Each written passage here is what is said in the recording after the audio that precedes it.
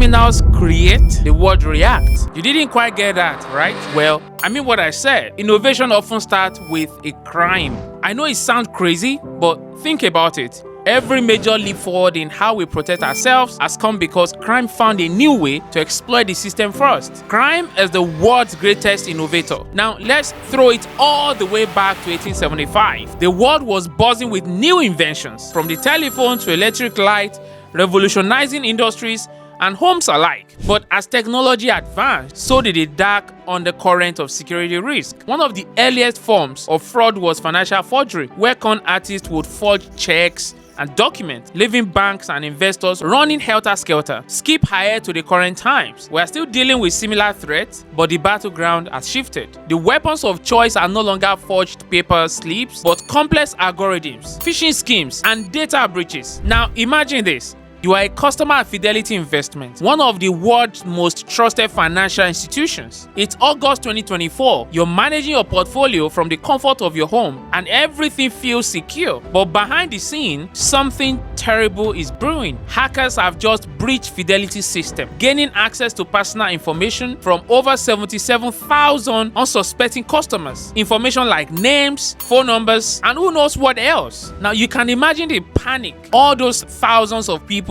must have felt getting notified about the breach, and we are quick to call events like this a modern day heist. But it is way more than that if you look at it closely. This breach should send shivers down your spine. It's not just another security failure. It's a reminder of how vulnerable we all are in a digital world. The big question then is, could this have been stopped? Now today, we're talking about the most recent Fidelity investment breach, not just to understand what went wrong, but to uncover 8 powerful lessons that can help you strengthen your skills, challenge the way you think about security, and prepare you for real-world scenarios that every cybersecurity professionals must be ready to face. Now, by the end of this video, you will not only grasp the critical vulnerabilities that led to this incident, but you will learn how you, yes, you, can be the key to stopping the next one within your organization. Hello guys, welcome back to the channel. I'm Tolulope Michael, multiple six-figure career coach and the guy who will help you break into the world of cybersecurity with confidence. By the time you're done watching this video, if you learned something new, please don't forget to like and subscribe to the channel. We all know that the world of finance has always been a prime target for thieves, from physical vault breaks-in to digital attacks. But while the tools have changed, the underlying motive has not. It's all about data and money. Now, the Fidelity breach reminds us that even with cutting-edge technology, the game remains the same. But this is where the twist comes in. This breach wasn't caused by some complex high-tech hack, like a zero-day exploit, which is when hackers use a vulnerability before anyone even knows it exists. No, the attackers used two simple, recently established customer accounts to worm their way in. Now think about that. It wasn't some obscure vulnerability in a $1 million firewall system. It was a flaw in human behavior and process. So that brings us to lesson number 1. Even the smallest vulnerabilities can lead to the biggest breaches. This is a truth you will encounter over and over again in cybersecurity. But let's not get ahead of ourselves. Now, to fully grasp why this breach happened, we need to step back and think about the bigger picture. Have you ever wondered how many cybersecurity incidents go undetected, just waiting to explode into public view? It's estimated that over 70% of data breaches go unnoticed for weeks, sometimes even months. And in the case of Fidelity, it took 3 days.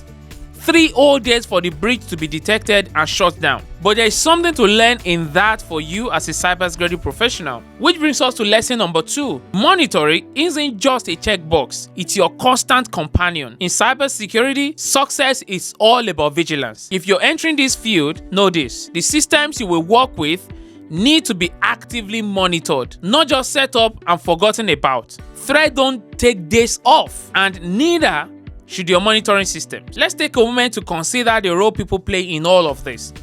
Think about the 2 customer accounts that were created just before the breach. These were ordinary accounts, new client, probably excited to start their investment journey. But somewhere in the process, a step was missed. Maybe it was a weak identity verification. Maybe it was someone bypassing protocol. We may not know exactly what happened, but that teaches us lesson number 3. Humans are often the weakest link in cybersecurity. No matter how advanced our technology gets, it's the human decision, the shortcut taking, the mistakes made that open the door for attackers. If you intend to start a career in this field, one of your biggest responsibilities will be educating and guiding people, clients, employees, even senior management on how to stay secure. Human errors can seem incredibly small but have massive consequences. It could be something as simple as using a weak password, clicking on a suspicious link, or even ignoring a security update. These seemingly minor decisions can snowball into major breaches. That's why, as a cybersecurity professional, you won't just be focusing on technology, you will be managing human behavior. The thing is, guiding your team members to build a culture of security awareness is just as important as configuring firewalls or installing antivirus software. The real challenge lies in getting everyone to understand that they are a part of the security process. You'll be the one leading that charge for the human element to work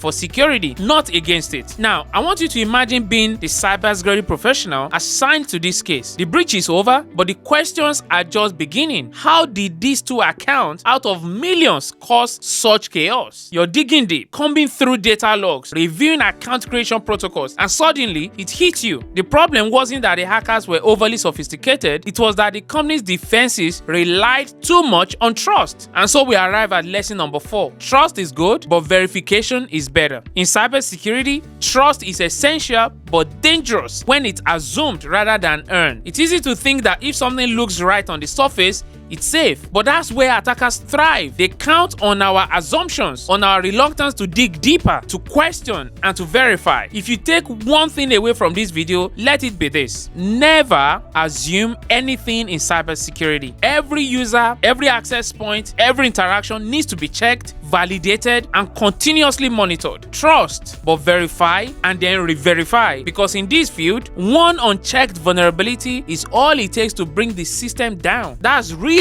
all it takes. Though it seemed a little too late, right? When the breach was finally discovered on August 19, Fidelity acted fast. Access was immediately cut off and a full investigation was launched. This quick action highlights a crucial point in cybersecurity. The way you handle an attack after it happens can make or break the outcome, no matter how well you're prepared beforehand. Which leads us to lesson number 5. A strong incident response plan can be your best defense. Now think about it. When an attack happens, you can't afford to waste time searching for a plan. Your response must be swift and precise because every second counts. Your incident response strategy needs to be bulletproof. Like, it needs to be fast, efficient, and scalable. And if you're someone just entering into this field, mastering incident response will set you apart from the crowd. But it's more than just responding quickly. Your plan needs to account for communication both internally with your team and externally with affected stakeholders. Clear,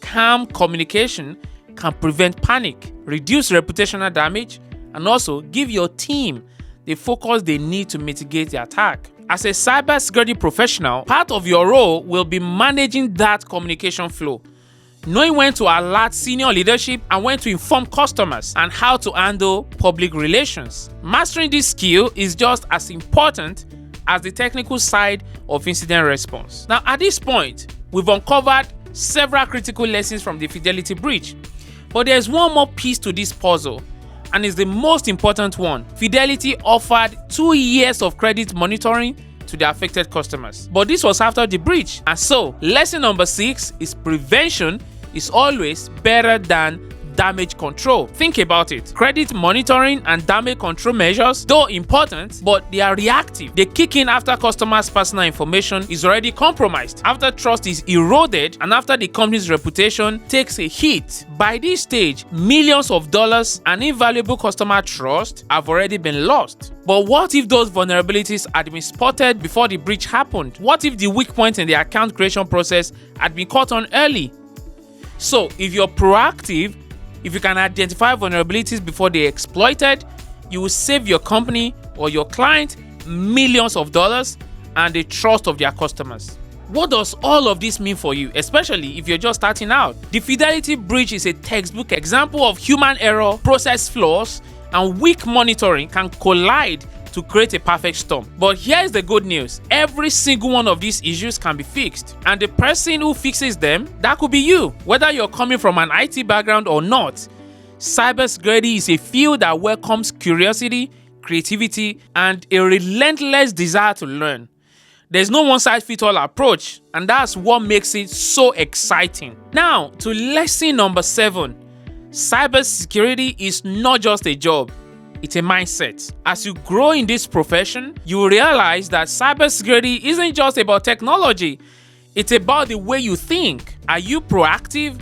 Do you look for weaknesses before they are exploited? Can you put yourself in the shoes of an attacker? This mindset is what separates the great cybersecurity professionals from the rest. It's not just about reacting to problems, but preventing them before they ever become an issue. Now, this shift in thinking is what will make you indispensable in your cybersecurity career. We are nearing the end of our journey, but there's one more lesson we need to cover. It's the grand payoff. The big revelation you've been waiting for. Now, remember those 77,000 plus customers whose data was exposed? What if I told you that the real lesson of the Fidelity breach isn't about what went wrong, but about what can be done right? So, last but not least is lesson number 8.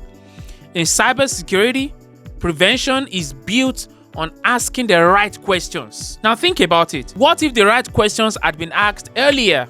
Questions like, how secure are our account creation processes? Or what happens if someone exploits our weakest link? The Fidelity breach could have been avoided if the right people had challenged assumptions and dug deeper. As a cybersecurity professional, your role isn't just to react to incidents, but to ask the questions that uncover hidden vulnerabilities before they are exploited. This ability to challenge, to question, and to foresee what others overlook will be one of your greatest assets in this field. Understand that the threat will keep evolving, and so will you. That's the beauty of cybersecurity.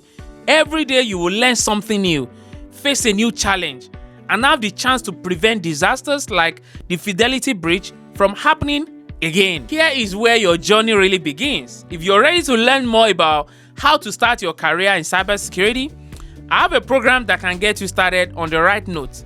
Whether you have an IT degree or not, all you have to do is find the link in the description below and tap away.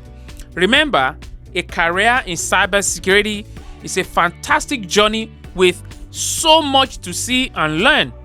But it's even more exciting if you have someone guiding you. And there is it, guys. That's all I can cover in this video. To get notified when next I drop a new one, give this video a thumbs up and hit the subscribe button. I hope I've been able to leave you better than I met you. I will see you in the next one. Bye for now.